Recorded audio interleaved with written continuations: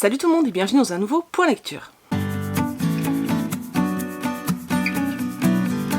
Aujourd'hui dans ce point lecture je vais vous parler de 6 romans, dont 2 qui sont des romans très jeunesse à partir de 8 ans, donc que j'ai compté comme 1 en fait, donc ça va pas être trop long. Il y a également une suite de sagas où je vais pas non plus m'étaler, et puis voilà, du coup on va commencer tout de suite. Le premier roman dont j'ai envie de vous parler, il s'agit de L'Enchanteur de Stéphane Carrière aux éditions Pocket Jeunesse.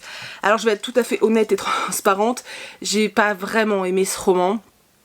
En fait, tout allait bien jusqu'à l'arrivée de la deuxième partie. En fait, j'ai pas trouvé ce qu'on m'avait promis, c'est-à-dire que derrière on me met entre la série Stranger Things et Le Talisman de Stephen King. Et c'est vrai que j'étais vachement partie là-dedans et voilà, ça m'a un peu posé problème parce que finalement on m'a vendu ça mais j'ai pas trouvé ça dans le roman. Je mets un petit peu, on va suivre un groupe d'amis de lycéens, c'est pas genre les lycéens les plus populaires du lycée, loin de là. On a une fille qui est assez grande, qui est originaire d'un des pays de l'Est, je ne sais plus lequel, qui est assez grande, très baraquée parce qu'elle fait de la boxe et du coup elle plaît pas forcément à tout le monde. On a un petit juif trop maigre, un peu trop intello, on a un petit gros noir et on a l'enchanteur qui lui en fait c'est un peu celui qui sauve le groupe et qui sauve la peau de tout le monde, dans le sens où clairement quand on te les décrit au début du roman tu te dis oula, c'est ceux qui se font tabasser dans la cour de l'école ceux-là. Sauf que non, parce qu'ils ont leur pote l'enchanteur qui lui a un don particulier, c'est-à-dire que c'est un très grand manipulateur, il arrive à obtenir ce qu'il veut des gens et en leur faisant des promesses, en faisant en sorte que les gens lui doivent des services pour qu'au fur et à mesure il arrive toujours en fait à aider les gens qui viennent le voir. C'est assez impressionnant et c'est assez... on voit toute l'intelligence de cet ado qui arrive justement à obtenir toujours ce qu'il veut, d'avoir tout le temps des faveurs des autres en leur promettant des choses, en faisant en sorte que tout le monde lui doive tout le temps un service. Enfin, c'est vraiment bien foutu et ça c'est un côté que j'ai bien aimé. J'ai beaucoup aimé ce groupe d'ados, un peu les bras cassés, vous voyez, qui sont pas aimés de tout le monde, qui ont pas une vie facile.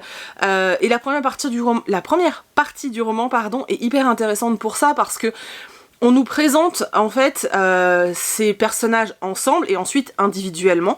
En plus ce livre a une jolie plume et en fait les tournures de phrases sont hyper agréables.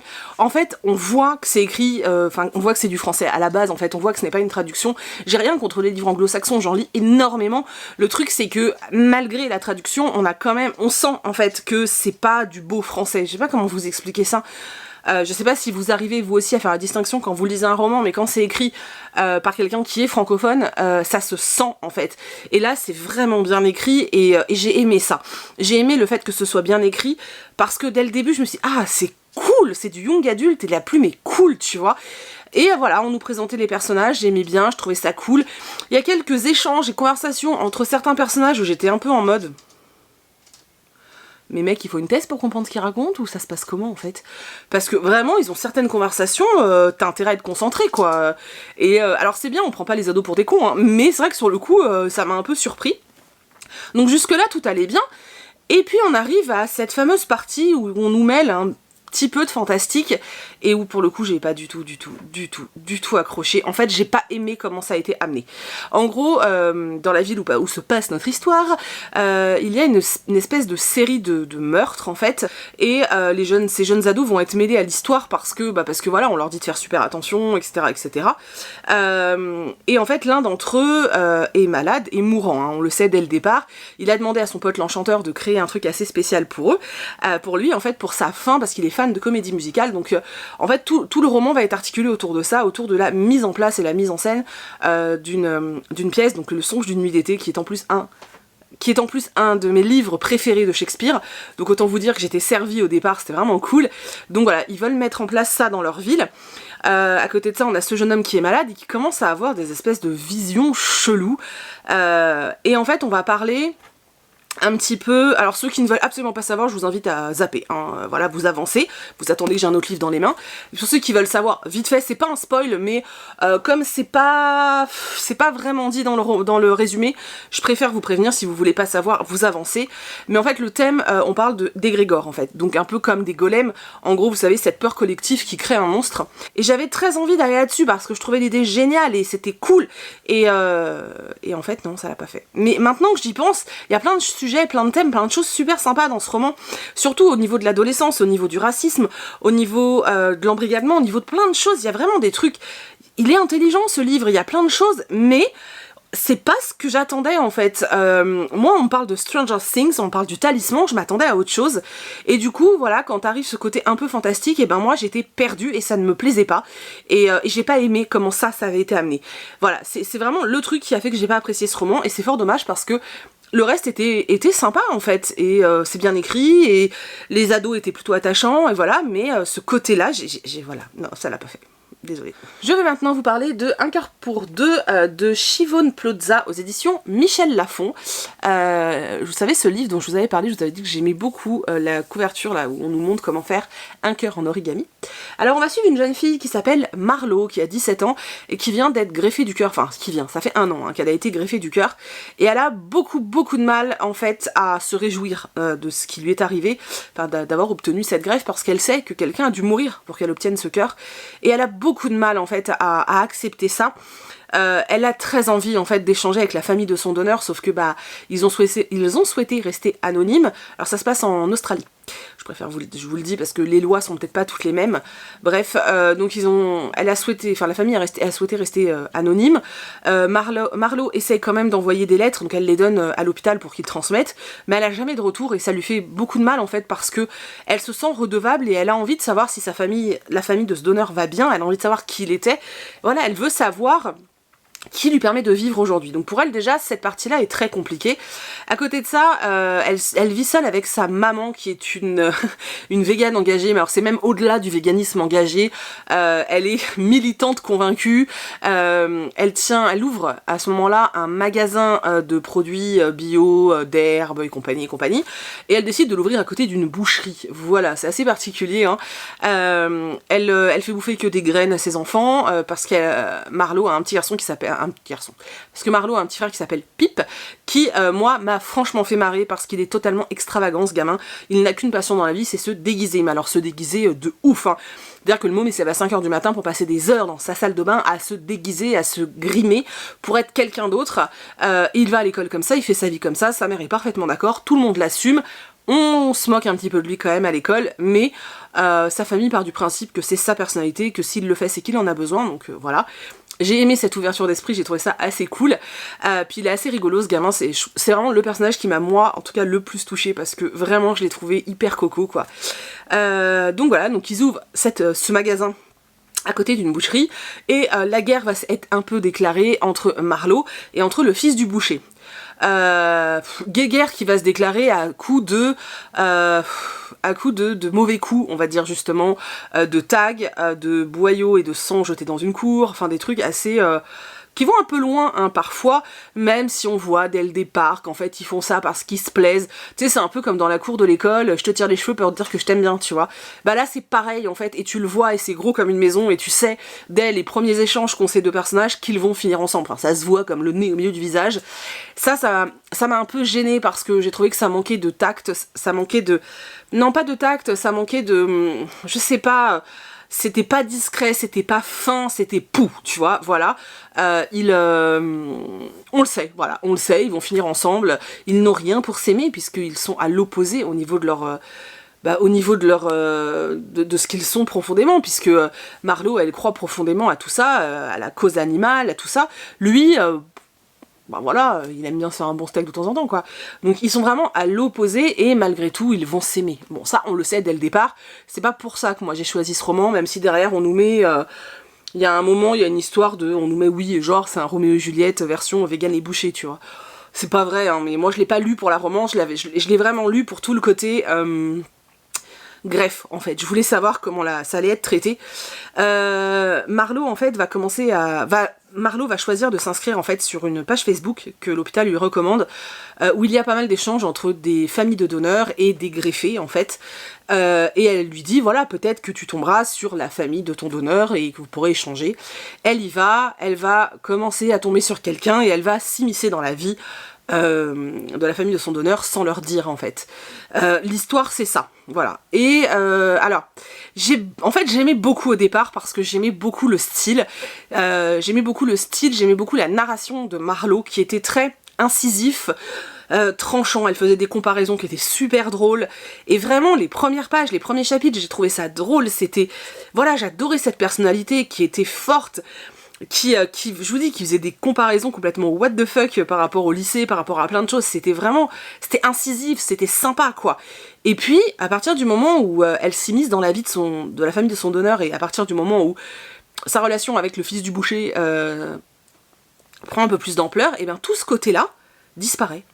Voilà, elle n'est plus ça en fait, elle n'est plus cette personne qu'on aimait tant au départ, que moi j'aimais tant suivre, et c'est fort dommage parce que du coup je trouve que le roman perd vraiment en intensité à partir du moment où on n'a plus tout ça, et j'ai pas compris en fait pourquoi d'un seul coup le personnage change en fait. Elle pouvait très bien continuer son histoire tout en ayant ces traits de caractère là, mais non, ça disparaît complètement quoi. Donc ça m'a fait bizarre, et du coup sur la fin j'étais plus dans le... Voilà, ça devenait plus un roman ado basique, et je trouvais ça dommage parce qu'au début c'était pas ça. Et ça m'a un peu déçue. Malgré tout, ça reste une histoire vraiment sympa, c'est vraiment chouette. Enfin, je trouve que c'est plutôt bien fait. Alors, je connais pas de personnes qui ont été greffées ni rien, donc je sais pas trop, mais j'ai l'impression en tout cas que c'est plutôt bien fait, l'approche qu'en a l'autrice en fait par rapport au ressenti de Marlowe. Voilà, il y a quelques scènes qui sont vraiment sympas. Je trouve que voilà, la romance entre le boucher et la végane, c'est un peu too much. Mais bon, voilà, pourquoi pas après tout. C'est un livre avec lequel vous passerez un moment sympa. Ouais, vous passerez un moment sympa. Moi, j'étais déçue à partir du moment où, en fait, ça a tourné un petit peu. Mais du coup, je l'ai trouvé un peu long. Mais j'ai passé un bon moment et ouais, je pense que c'est un roman qui peut plaire. Même si moi, j'ai pas été complètement embarquée. Je pense que ça peut plaire. Ensuite, j'ai décidé d'avancer un petit peu dans mes sagas et j'ai lu Le Cauchemar de l'épouvanteur de Joseph Delaney, donc c'est le tome 7. J'avance tellement doucement dans cette saga que ça me déprime si vous saviez. J'ai beaucoup aimé ce tome, vraiment j'ai beaucoup aimé ce tome parce qu'on n'a absolument aucune longueur. J'ai trouvé que c'était hyper rythmé, qu'il se passait tout le temps plein de choses. Là on est à fond sur les sorcières, voilà, on est vraiment dans la suite du tome d'avant, mais là on n'est plus dans d'autres monstres, on est vraiment dans les sorcières. Il arrive un truc très dur à l'épouvanteur qui va chambouler plein de choses et qui remet en cause en fait, enfin pas en cause mais qui remet oui en question entre guillemets tout ce qu'il a pu être avant et tout ce que les épouvanteurs ont été avant, et c'était chouette. J'ai vraiment beaucoup aimé ce tome, et j'avoue que quand je l'ai terminé j'avais comme à chaque fois en fait très envie de lire le tome suivant. Dans ma palle il ne me reste plus que le tome 8, je n'ai pas les autres. Donc je vais me le faire en février parce que je vais essayer réellement de me tenir à un par mois. Surtout que là il y en a plein d'autres qui arrivent, il y a une autre saga de Joseph Delaney qui arrive. Je suis aussi en retard dans Arena 13, enfin ça va plus, hein, ça va plus. Et ouais, en plus c'est des romans que je lis assez vite, en une après-midi c'est lu, je passe toujours un bon moment. Voilà, alors j'appréhende parce que je sais que dans les prochains tomes, il y a quelques tomes où... Voilà, qui sont pas très bien notés en fait. C'est peut-être ça qui me freine, je ne sais pas. En tout cas le tome 7 je l'ai vraiment beaucoup aimé, mais vraiment je me suis éclatée en le lisant et c'était super cool. Donc voilà, si vous ne connaissez pas encore cette saga, je ne sais pas ce que vous attendez pour tenter le coup parce que c'est vraiment chouette. Ça reste très jeunesse, hein, même si le personnage évolue et que du coup la saga grandit entre guillemets en même temps que le personnage, ça n'empêche que moi je suis au tome 7 et je trouve toujours que c'est très jeunesse, mais c'est de la jeunesse un peu horreur et c'est cool en fait. Moi j'aime vraiment beaucoup cette saga, donc voilà. Au mois de février, je me fais le tome 8. J'ai également lu Jackaby de William Ritter aux éditions Bayard, avec là, vous avez le profil du jeune homme et là une femme, bref. Ça fait quelques temps que je l'ai dans ma palle et en fait je l'ai sorti parce que le tome 3 sort en mars il me semble, non le tome 2, n'importe quoi moi. Le tome 2 sort en mars et du coup je voulais savoir si ça valait le coup. Et franchement, moi, j'ai tout simplement adoré. On suit une jeune fille, alors on est au 19e, il me semble, hein, si je dis pas de conneries, il me semble. Et on suit Abigail, qui a 17 ans, qui est partie de chez elle parce que, voilà, l'image de cette petite femme parfaite qui doit épouser un homme, etc. ne lui plaisait pas du tout. Elle veut vivre l'aventure. Il me semble que son père est archéologue ou anthropologue, je ne sais plus. Et elle, tout ce qu'elle rêvait, c'était de faire la même chose. Donc elle décide de prendre son baluchon, hop, sur l'épaule, elle se casse en bateau et elle fait un petit peu le tour de tout ce qu'elle peut. Donc voilà, donc elle débarque en Amérique, elle cherche du travail mais on lui rit un peu au nez au départ, jusqu'à ce qu'elle trouve une annonce pour devenir assistante d'un enquêteur en fait, donc de Jackaby. Elle va aller le rencontrer et en fait c'est super rigolo parce que ça a une vraie consonance à la Sherlock Holmes, hein. C'est-à-dire que elle arrive en voulant être simplement assistante administrative, on va dire, et en fait elle se retrouve mêlée à des enquêtes assez dingues avec un personnage complètement barré qui fait fortement penser à Sherlock Holmes, hein, parce que bon c'est clairement, je sais pas si je pourrais dire que c'est réellement une réécriture, mais on est quand même très fortement dans tous les codes Sherlock Holmesque, même si ça se passe en Amérique, on est quand même vraiment, on a tous les codes, même le style d'écriture, donc voilà.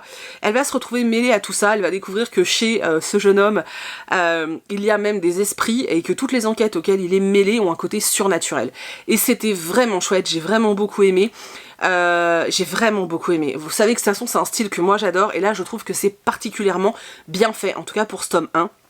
Et en ce qui me concerne, j'ai passé un très bon moment de lecture, j'y ai pas trouvé de temps mort, je me suis pas ennuyée, j'ai pas trouvé que c'était trop, j'ai pas levé les yeux au ciel, parce que parfois ça m'arrive quand je lis ce type de roman.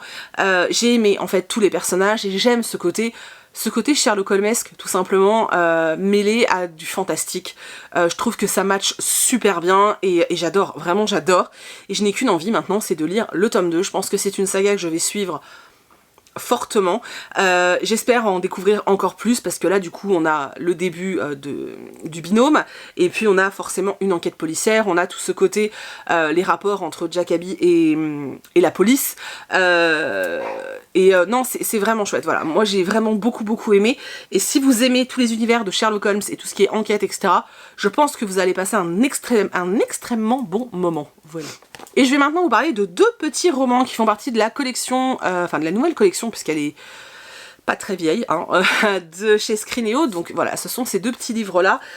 Donc c'est la collection Les coups de cœur de Cassandra O'Donnell. Donc c'est des livres à partir de 8 ans, donc vous avez deux catégories, hein, les 8 ans et les 10 ans. Là, les deux que j'ai, c'est 8 ans, il me semble. C'est ça. Alors pour moi, ils sont loin d'être parfaits, mais j'ai passé des bons moments, donc je vais vous en parler séparément. Donc le premier livre que j'ai lu, c'est Fiesta chez les vampires de Emmanuel Trédez. Alors là, c'était vraiment tout mignon et tout choupi. Je pense que voilà, de toute façon les livres je vais les filer à mes nièces, je pense qu'elles vont s'éclater avec. Celui-ci, on va suivre un petit garçon donc, qui est un vampire, mais un vampire c'est pas méchant, tu vois, et on nous explique que toutes les croyances qu'on a ne sont pas forcément vraies. À l'école il dit à un copain qu'il est vampire, on le croit pas, hein. Et puis il se fait un petit peu harceler parce qu'il a les dents pointues. Le petit garçon le croit pas, donc le petit vampire lui dit bah écoute, il y a une fête chez moi spéciale avec les vampires, viens, tu verras que je mens pas. Mais il faut te déguiser en vampire, hein.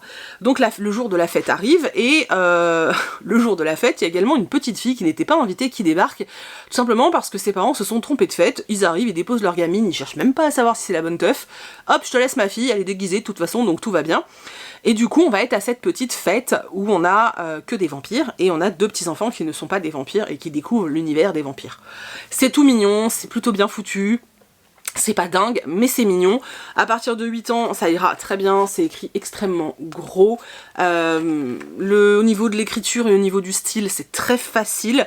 Donc voilà, pour moi celui-ci est vraiment chouette. J'ai pas trouvé de gros trucs qui m'a gêné, et j'ai bien aimé. Voilà, j'ai trouvé ça plutôt cool, et je vais le passer à ma nièce, enfin à la plus grande en tout cas, qui a 8 ans, donc ça tombe très bien, et voilà, et je verrai avec elle après ce qu'elle en pense, mais en tout cas en tant qu'adulte, voilà, j'aime beaucoup, et je pense que j'aurais pu l'intégrer à un atelier à l'école quand j'y étais encore, mais je pense que ouais, ça aurait plu aux enfants, donc ça c'est plutôt pas mal.